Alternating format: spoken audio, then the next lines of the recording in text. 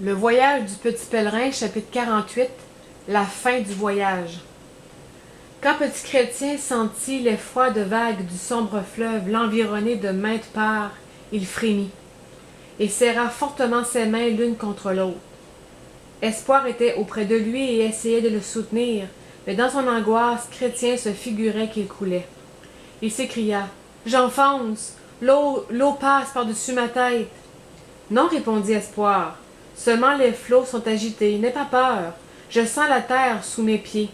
Nous serons bientôt en sûreté de l'autre côté, et tout sera fini. Peut-être que tu y arriveras, murmura faiblement Chrétien, mais tu verras que je n'y parviendrai pas. Jamais je ne verrai le roi.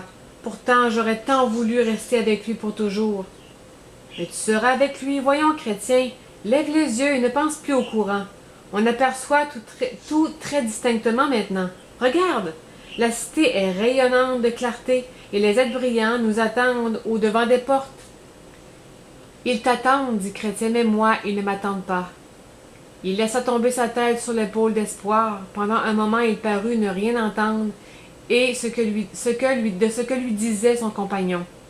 Espoir tenait ses bras fermement enlacés autour de Chrétien et demandait au roi de les secourir tous deux dans ce dernier danger. Un peu plus tard, Chrétien rouvrit les yeux, et comme la lumière de la cité tombait sur son visage, il s'exclama soudain. « Oh oui, je vois maintenant! C'est comme l'éclat du soleil, et j'entends la voix du prince. Il dit, « Quand tu passeras par les eaux, je serai avec toi. » Alors, n'ayons pas peur, s'écria Espoir. Le prince tiendra sa promesse. Donne-moi la main. Tout le courage de Chrétien était revenu. Ses angoisses s'évanouirent. Il cessa de trembler. La main dans la main, les pèlerins avancèrent au travers du sombre fleuve.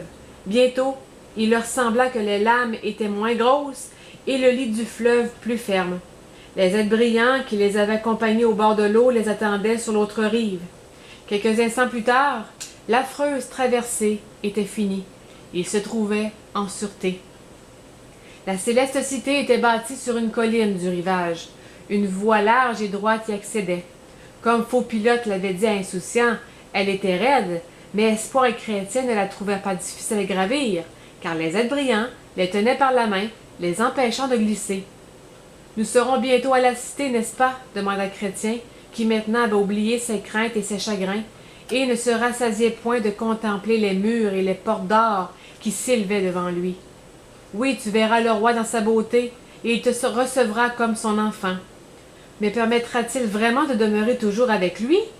Oui, et plus jamais tu ne seras triste ou accablé.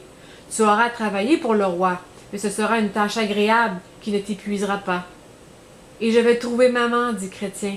Dans sa joie, il n'oubliait pas sa mère chérie et avait hâte de la revoir.